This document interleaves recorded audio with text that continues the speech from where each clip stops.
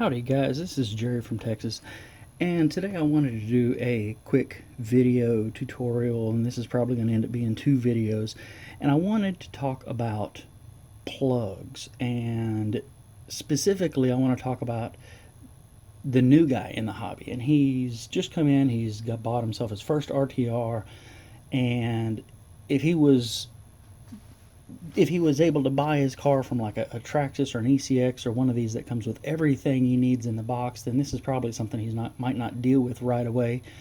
But especially if he's a guy that maybe he bought something that is not a everything in one box. He has to source his own batteries and his own charger, and then he starts trying to put it all together, and he realizes my battery doesn't match, the plug on my battery doesn't match the speed controller. Now what do I do? The plugs on the charger don't match the plugs on the battery, or maybe the charger might come with 2 or 3 different styles of plugs that may or may not match the battery. And for the new guy, his first thought usually turns to, oh my gosh, what adapters do I need? And to me, this whole chasing adapters game is something that is best avoided if you can. And I think it is fairly easy for the new guy to avoid it if he has a little bit of knowledge about the different connectors and plugs that are out there, and a little bit of understanding about what it takes to solder these plugs. He can get on the road to actually being able to solder up his own connectors. And if you're going to spend any time in this hobby, I think most people agree that you really need to learn how to solder. So this is going to be kind of a two-part video. Part one is I'm going to talk about some different connectors that are some of what I consider to be the better connectors for 10 scale and smaller cars, because that's where I think most beginners begin. They either get like a 10 scale monster truck, or maybe a 16th scale little buggy, or something in that realm. And all of these connectors we're looking at, that we will look at today, they're all good for these smaller cars.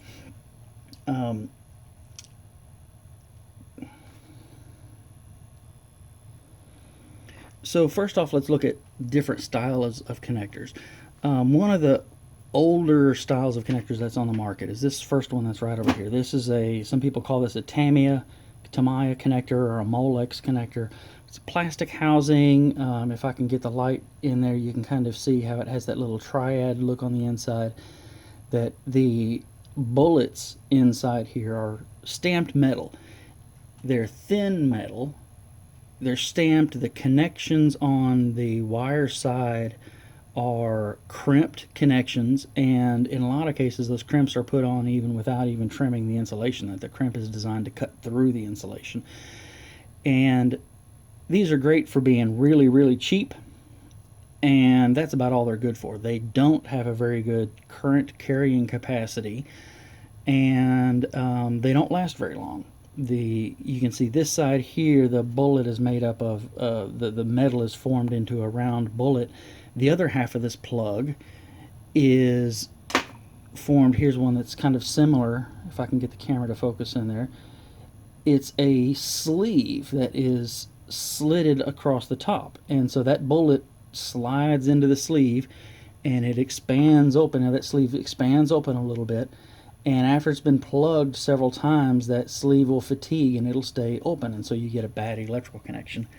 And that's on top of the bad connection that it is just from the beginning, because it's such a thin metal and with a crimped connection on the inside.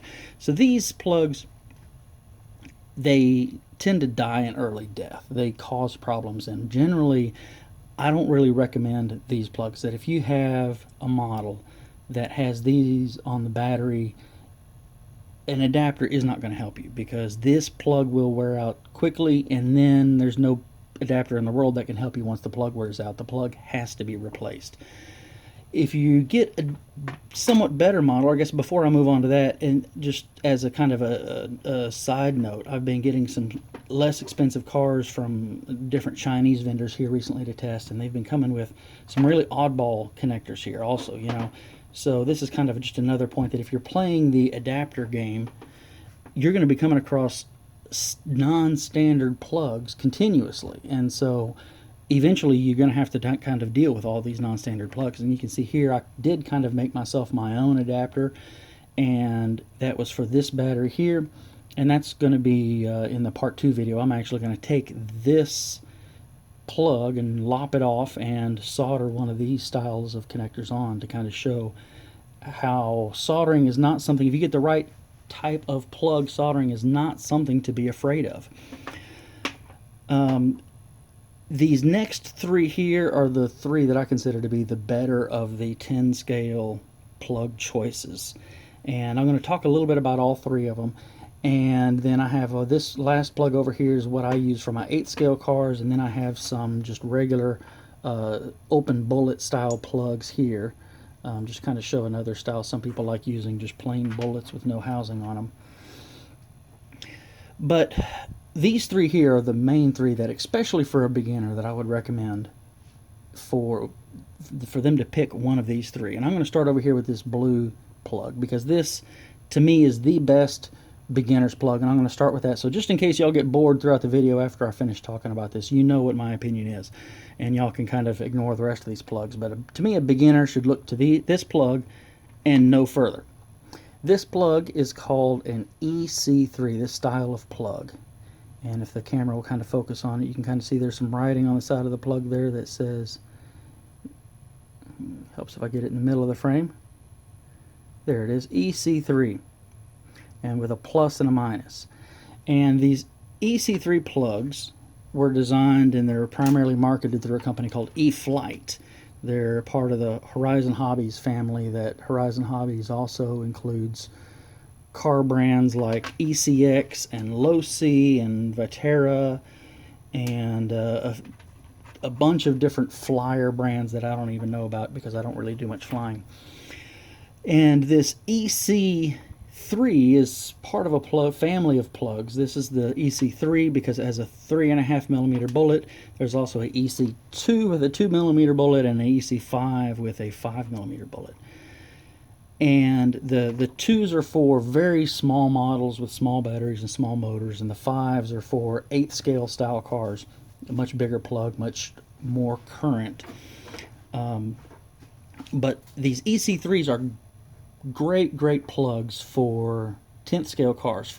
And I would go as far as saying for any normal 10th scale car, this plug will be able to handle it. If you're running a 540 sized either brushed or brushless motor and a 2S or even a 3S battery, these plugs are going to be able to handle it.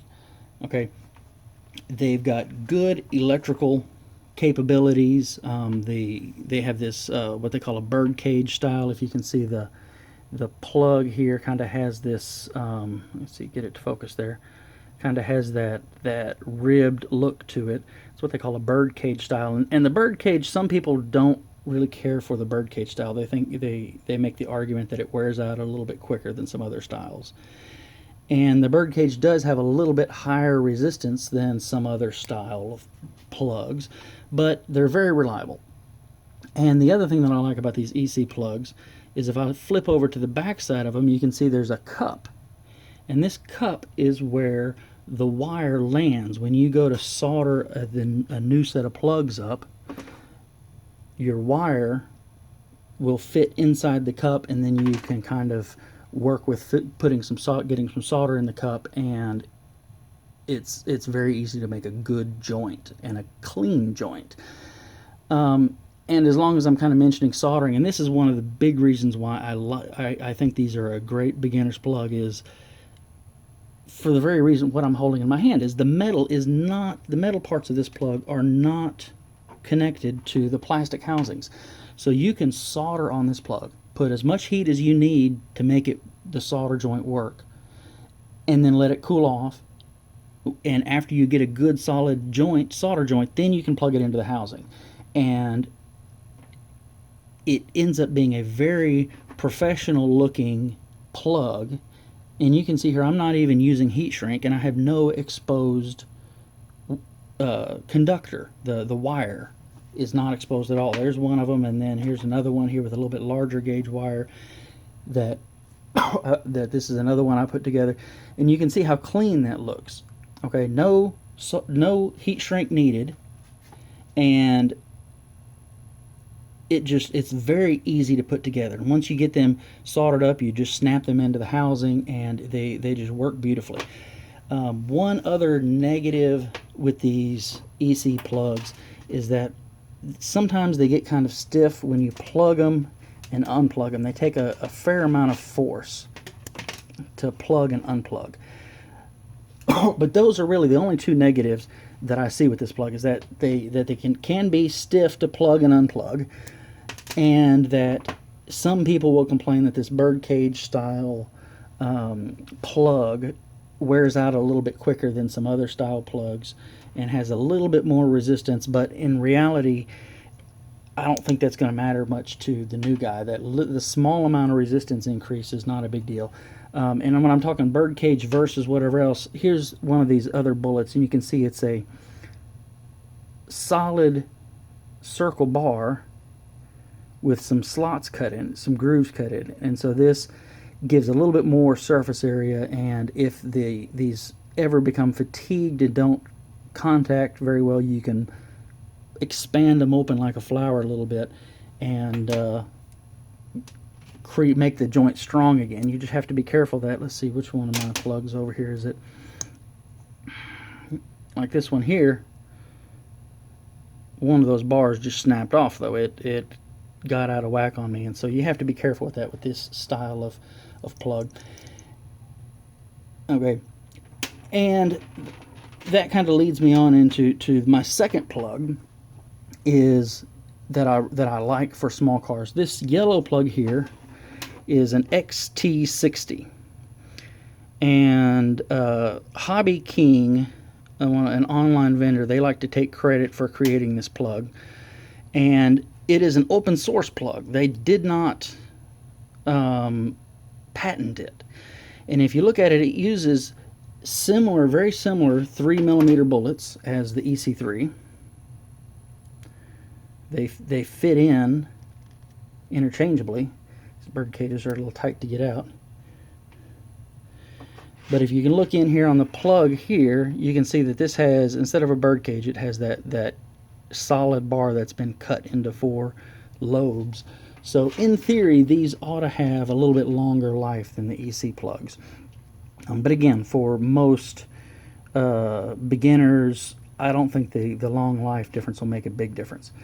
And while we're looking at the EC plugs, I want to point out one other thing, that is, if you go to like an Amazon or a Hobby King or one of these online retailers to buy a big package of these EC plugs, you'll see some that are sold like I'm showing here. The plug and the metal part pins are separate, and there's others that'll be sold and they'll look similar to this, that the metal cups, the metal pieces, will be built into the plugs. And I don't recommend that the beginner buy those plugs until they have some experience soldering, because then you start running the risk of melting the cup. You have to use heat shrink, and that's my biggest negative against these EC plugs, is that the metal bullets are molded in to the plug. And then also the cups, you can see it only has a half cup instead of a full cup, which the half cup is better. It helps hold the wire in place. It gives you more surface area for the wire to bond to, but to me, it's not as good, it's not as easy as the full cup on these EC plugs. And then plus you have to kind of walk the balance of how much heat you put into the plug, because you don't want to overheat and melt the housing on these plugs. But other than the caution against soldering, these XT60s are great plugs. They're smoother to plug and unplug than the EC plugs, which is not a huge deal, but you know, it's kind of nice. They do require heat shrink, because otherwise the solder joints will be exposed. So that's one possible negative to this style of plug. And then the fact that for a beginner, you have to be careful with the heat, because it's all one plug. Okay, and this leads me to my third of the 10 scale size plugs, and that's this guy here. This is one of the oldest design on the table here, and this is a Dean's T plug. Generically, they call them T plugs because if you look at the bars, they kind of make a letter T. The brand that created this is Dean's, and this plug here is an actual genuine Dean's. And if we look at this plug closely, we'll see that there are no markings on it. No brand names. There's a plus and a minus on the end there where you wire them up, and those are the only markings on this plug. With the Dean's, to me it's important that you get authentic Dean's plugs. And the only way that you can really know for certain that you're getting authentic is if you buy them in the official Dean's packaging, which they are sold one pair of them with a piece of heat shrink in a plastic package like this. I think you might be able to also buy just one male or one female at a time. You don't have to buy both of them. But they're sold in individual packs like this. They're not sold in big. If you see somebody selling a 10-pack of Dean's, they're clones. They're not really Dean's. They're just T-plugs. And the reason why I'm making this differentiation between a Dean and a clone, you know, for the EC3s, it really doesn't matter too much other than the soldering. And the same thing for the XT60s. They're all basically the same. For the Deans, the knockoffs tend to be very inferior for whatever reason. There are some good knockoffs out there, but there's also a lot of very bad knockoffs. And because of all the bad knockoffs on the market, the Deans have kind of recently fallen out of favor. People have kind of gotten thinking that they're not as good of a plug as they actually are. This little plug actually can carry as much, if not more, current than these EC3s or the XT60s. A lot of 8th scale racers run Dean's plugs because they can hold a lot of current. But the problem is that when get the fake ones, the metal is not as good quality conductor. The springs in them are not as good quality. The plastic is not as good quality, and the plug will overheat. It'll open up while you're there driving if the springs are not quality. And like I say, because of all the bad copies of Dean's plugs on the market, this Dean's plug in general has kind of gotten a bad reputation. Officially, Dean's says that these guys can carry the same current as what you would put through a 12-gauge wire. That if you're running 12-gauge wire from your batteries and your ESC, hook a Dean's up to it and it'll never have a problem. Some people want a more hard number than that, and so they look at a 12-gauge wire and say, oh, that's only good for 35, 40 amps. But then they run their 12-gauge wire for 60, 80 amp, 100 amp systems. So it's kind of a silly reasoning there. And there's one other plug that I don't show here because I don't use that. It's very similar to the Dean's plug, except both bars are in a flat plane and there's a plastic backing, and that's the Traxxas plug. They have their own brand of plug that I don't use, so I really can't recommend it or talk either for or against it, but I just don't use it.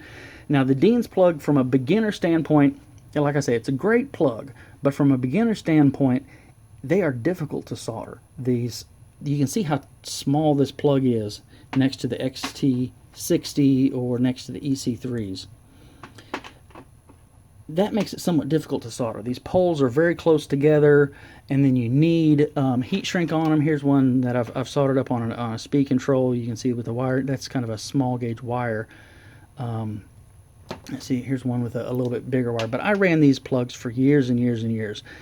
And this one here, you can see I didn't even put in heat shrink on it, and that's kind of dangerous to do because you can short your battery out.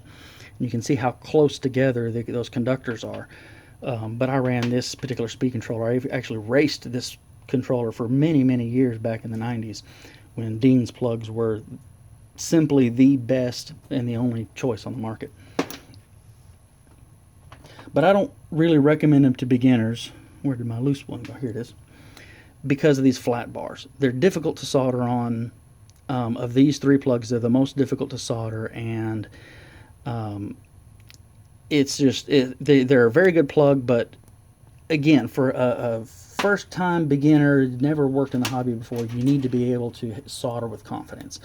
And with the Dean's plug, it's a little bit more difficult to do. I've seen a lot of Dean's plugs out there with very bad solder joints on them, and then people, when they have issues with the Dean's plugs, they blame the plug, when in reality the issue is it was a bad solder joint.